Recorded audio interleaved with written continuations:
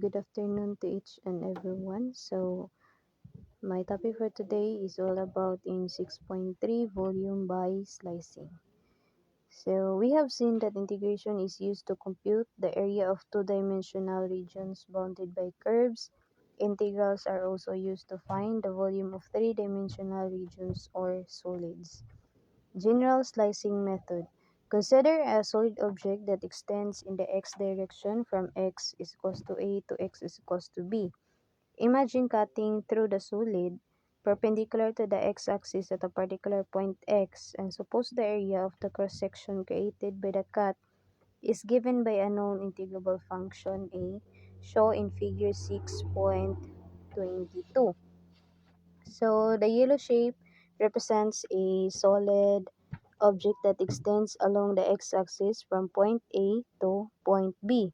Then the blue plane represents a slice made perpendicular to the x-axis at a specific value x.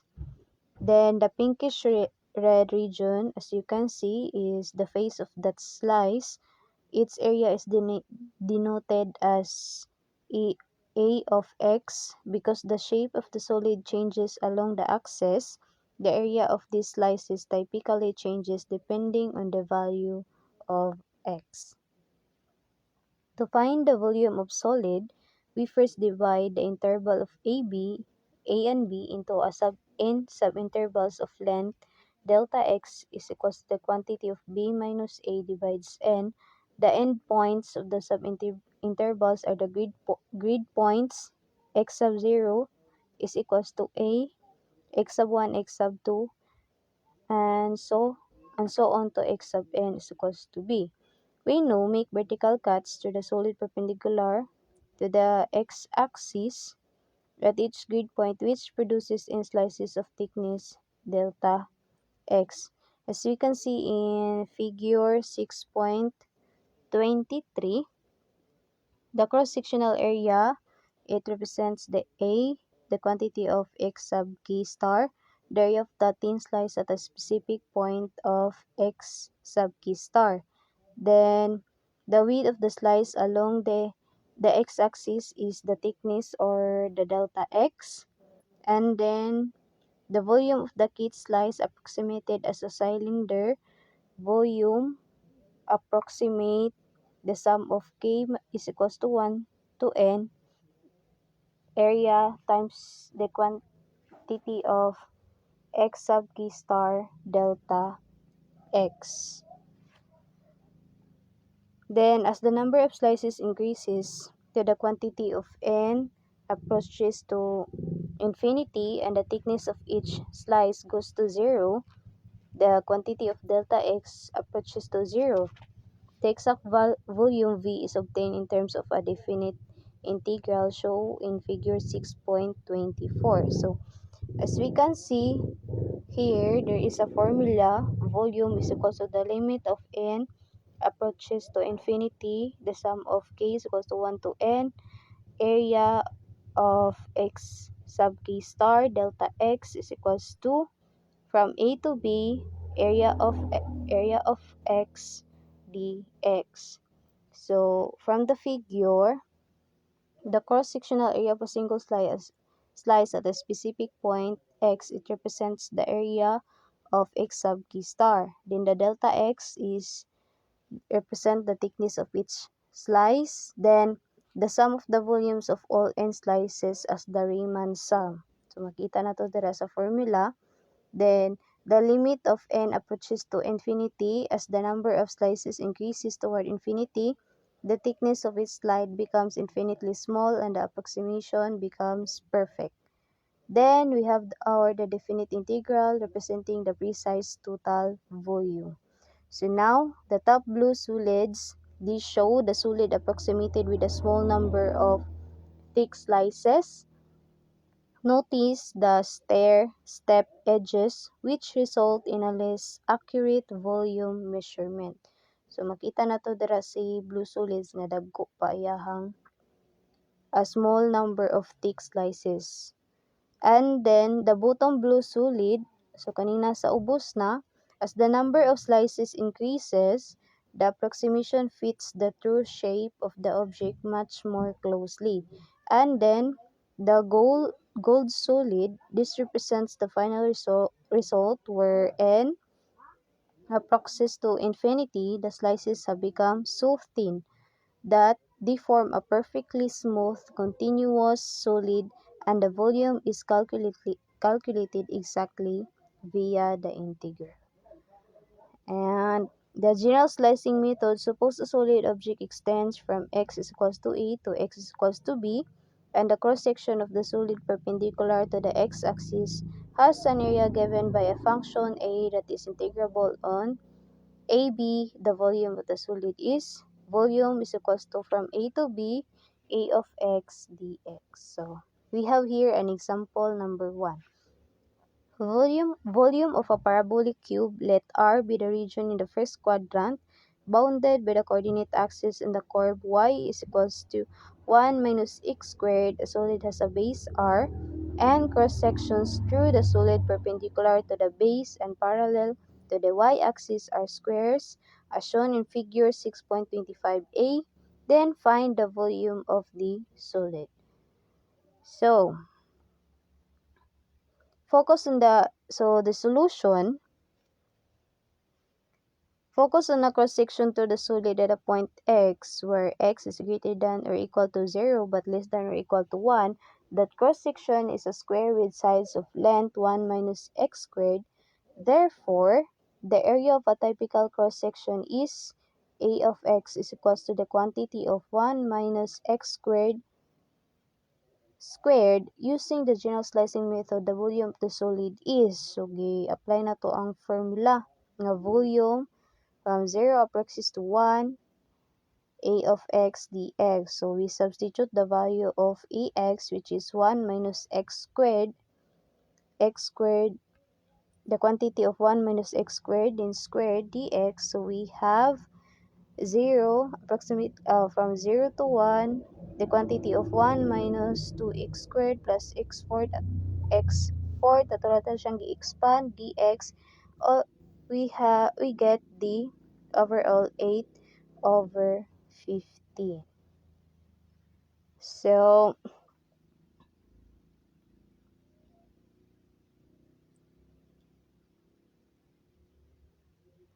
makita na to dira sa actual solid of the square cross section. We have y is equals to 1 minus x squared. Then the square cross sections, the height of the slice is equal to its base. And then in example 2, volume of a parabolic hemisphere, a solid has a base that is bounded by the curves y is equals to x squared and y is equals to 2 minus x squared in the xy plane. Cross-sections through the solid perpendicular to the base and parallel to the y-axis are semicircular disk. Find the volume of the solid. So solution, we have because a typical cross-section perpendicular to the x-axis is a semicircular disk, shown in figure 6.26, the area of cross-section is 1/2 pi r squared, where r is the radius of the cross-section. So now the base of the region in the flat xy plane bounded by two parabolas, we have the upper boundary is 2 minus x squared and the lower boundary is y is equals to x squared. So these two curves intersect at x is equals to -1 and x is equals to 1. Then the slices or cross sections are semicircles sitting vertically on the base. So the diameter of each semicircle is the vertical distance between the two parabolas. We get the quantity of 2 minus x squared minus x squared is equals to 2 minus 2x squared. And then the radius is half of that diameter. We got r is equals to 1/2 times the quantity of 2 minus 2x squared is equals to 1 minus x squared.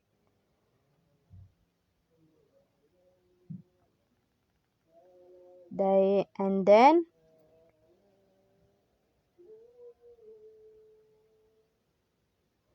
And then to find the total volume of this solid, you use the area of the semicircular cross section A sub x. So the area formula of the semicircle is A of x is equals to 1 half pi r squared. So we substitute the radius, the value of the radius. We have A sub A of x is equals to 1 half pi times the quantity of 1 minus x squared. And then, to find the total volume, you would integrate this area function across the interval where the curve exists from x is equals to -1 to x is equals to 1. We get volume, uh, volume is equals to -1 to 1 to +1 area of x dx. So we substitute the value of area of x. We get the from -1 to 1 pi over 2 times the quantity 1 minus x squared dx. And then we integrate. So we have pi over 2 from -1 to 1 times the quantity. So expand na to si 1 minus x squared. We get the 1 minus 2x squared plus x fourth dx. Then we get the answer of 8 pi divided by 50. So that is the total volume of the cross-sectional areas of the solid. And then next, the desk method.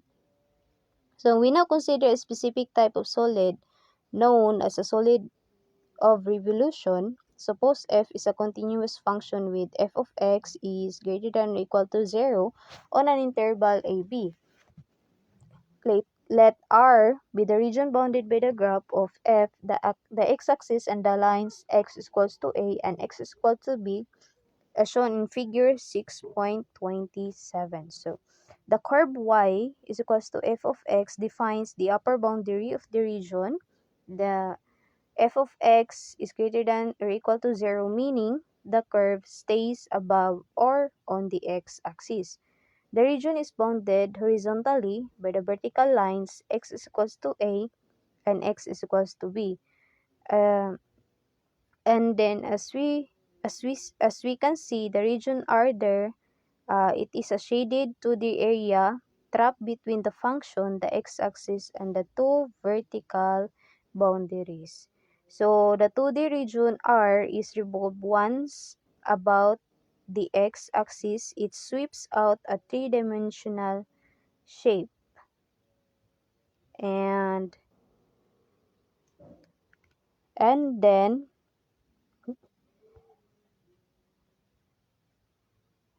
then this diagram show how a two-dimensional area is transformed into a three-dimensional solid. So the region R in the top right panel, so as we can see in the top right panel, you see a shaded blue area labeled R. This region is bounded by a curve f of x, the x-axis and the vertical lines x is equals to a, x is equals to b. And then the yellow arrow indicates that the region R is being rotated in 360 degrees around the x-axis. As the region spins, it sweeps out a volume. In this specific case, the resulting shape is a paraboloid or a bowl-like shape shown progressively in the other three panels. So, revolving the region R generates a solid of revolution. So, mana siya. And then, with a solid of revolution, the cross-sectional area function as a special form because all cross-sections perpendicular to the x-axis are circular disks with radius f of x as shown in figure 6.29. Therefore, the cross-section of the point x where x is greater than or equal to a but less than or equal to b has an area of a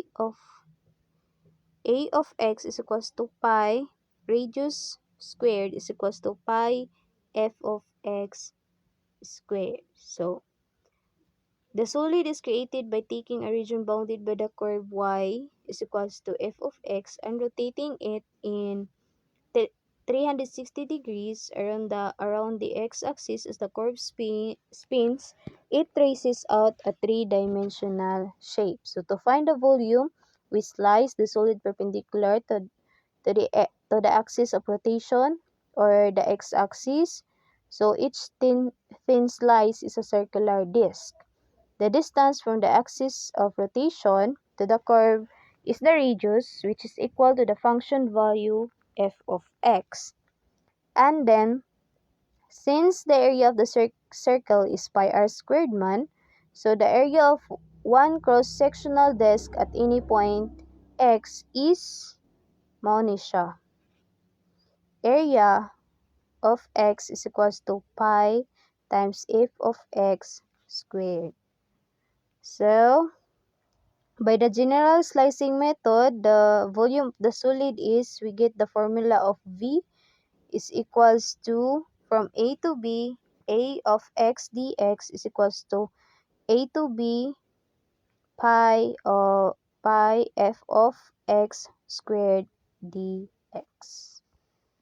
And then the next method about the x-axis, so let f be the continuous with f of x is greater than or equal to 0 on the interval AB. If the region R bounded by the graph of f, the x-axis and the lines x is equals to A and x is equals to B is revolved around the x-axis, the volume of the resulting solid of revolution is, volume is equals to, from A to B, pi f of x squared dx.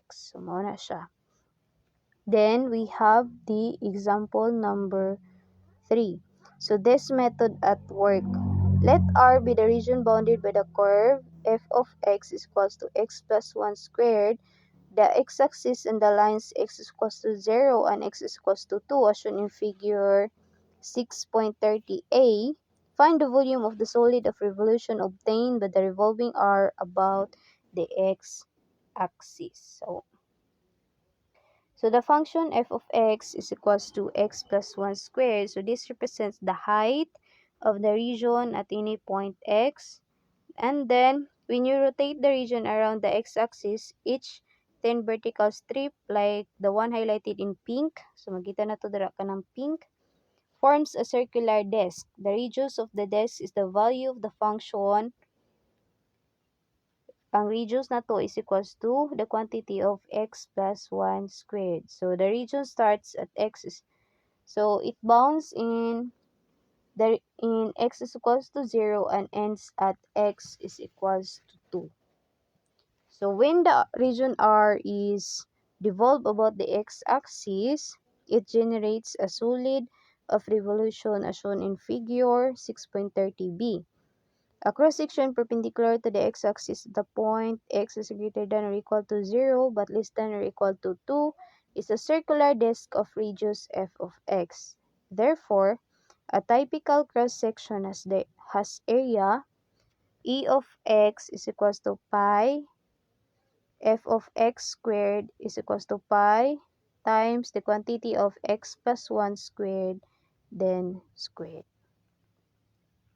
So, you can see as the function plot on the graph, the outer curve is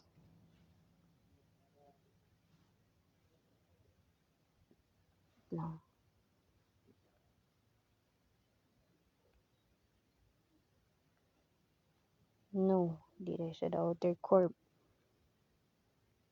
So, makita na to the cross-section area is equals to pi times the quantity of x plus 1 squared.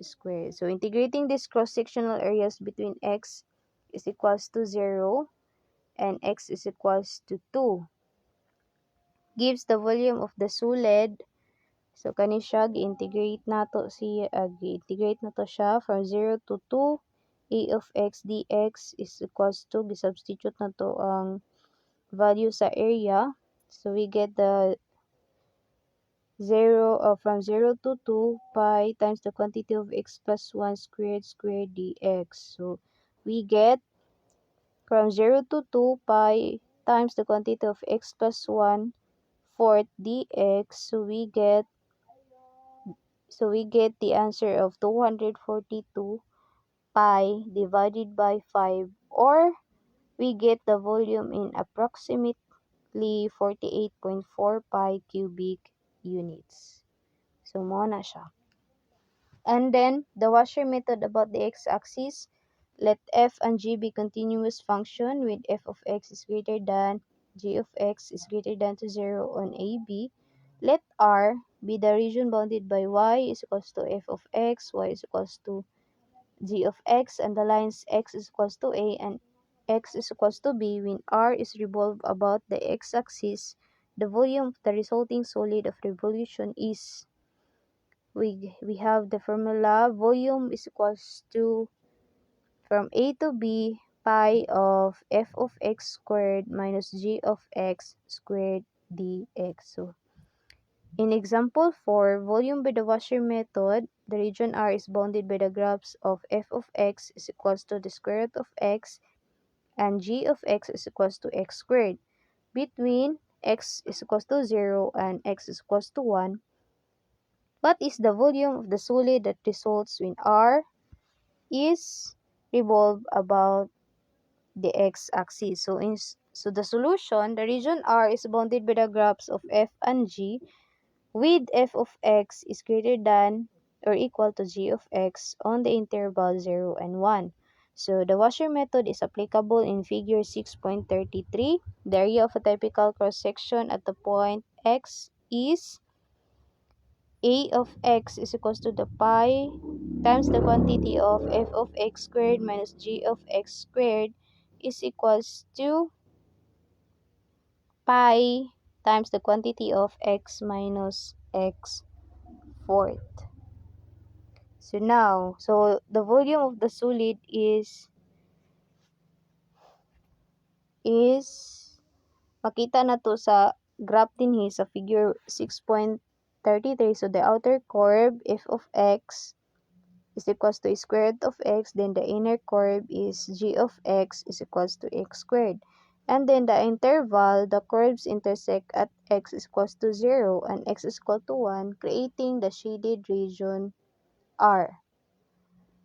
Then, when this region R is rotated in 360 degrees around the x-axis, it creates the 3D bowl. So, makita na to si 3D bowl shape solid shown on the left. Because there is a gap between the curves and the axis of rotation, the resulting solid has a hole in the middle. To find the volume, we look for the thin vertical slice across section. This slice look like a washer, a circle with a hole in the middle. So the outer radius, the distance from the x-axis to the top curve, we have f of x is equals to the square root of x. Then the inner radius are the distance from the x-axis to the bottom curve, g of x is equals to x squared. So the area of the face of the washer is the area of the large circle minus the area of the small hole. So we get the area of a washer face is equals to the pi times the quantity of f of x squared minus g of x squared is equal to the pi times the quantity of x minus x fourth. So let's proceed. There's a washer methods about the y-axis. So let P and Q be continuous function with P of y is greater than or equal to Q of y is greater than or equal to 0 on the interval CD. Let R be the region bounded by x is equals to Py, x is equals to Q of y, and the lines y is equals to C and y is equals to D. When R is revolved about the y-axis, the volume of the resulting solid of revolution is given by volume is equals to, from C to D, pi times the quantity of P of y squared minus Q of y squared dy. If Q of y is equals to 0, the desk method results the volume is equals to, from C to D, pi of P, pi times the P of y squared dy. So example number 5. Which solid has greater volume? Let R be the region in the first quadrant bounded by the graphs of x is equals to y cubed and x is equals to 4y. Which is greater, the volume of the solid generated when R is revolved about the x-axis or the y-axis? So solutions, solving y cubed is equals to 4y or equivalently y times the quantity y squared minus 4 is equals to 0. Bali, ito siyang factor. We find that the bounding curves of R intersect at the points 0 and 0 and 8 and 2. When the region R, as shown in figure 6.35a, is revolved about the y-axis, it generates a funnel with a curved inner surface in figure 6.35b. Washer-shaped cross-sections perpendicular to the y-axis extend from y is equal to 0 to y is equal to 2. The outer radius of the cross-section at the point y is determined by the line x is equal to p of y is equal to 4y. And then the inner radius of the cross-section at the point y is determined by the curve x is equal to q of y is equal to y cubed. Then, applying the washer method, the volume of the solid, so gi-apply na to si washer method, we get from 0 to 2, pi of, i-substitute na to si P and Q, we have 16y squared minus y to the power of 6 dy. And then, we using the fundamental theorem, pi times the quantity of 16 divided by 3y cubed minus y raised to the power of 7 divided by 7 from 0 to 2. Then we evaluate, we get the 512 pi divided by 21.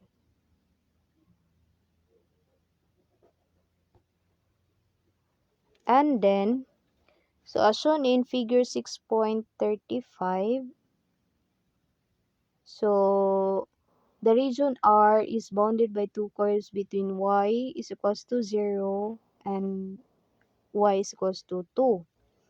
So the outer curve, we get for p of y is equals to 4y, and the inner curve q of y is equals to y cubed. So these curves intersect at the origin 0 and 0 and the point 8 and 2.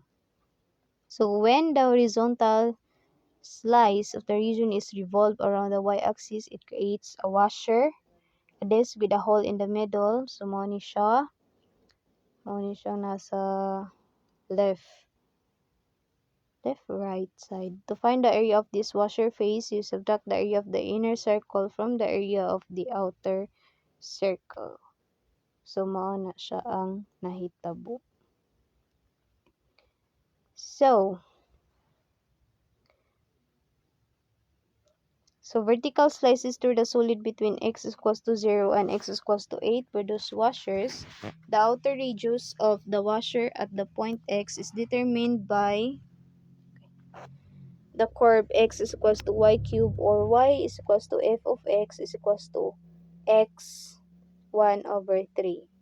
The inner radius is determined by x is equals to 4y, or y is equals to g of x is equals to x over 4. The volume of the resulting solid is, we get the 128 pi over 15. So we see that the region about the y-axis produces a solid of a greater volume. So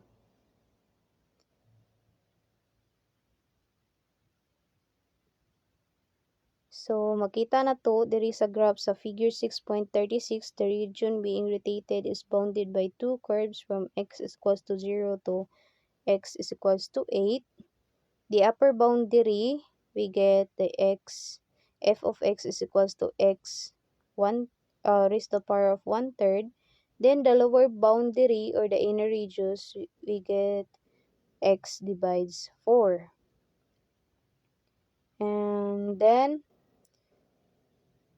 when you take the vertical slice of this region at the point X and rotate it around the x-axis, it forms a washer, a disc with a hole in the middle. The area of this washer face is the area of the outer circle minus the area of the inner circle. So, mo ni siya, area of a washer face. Ato ra siyang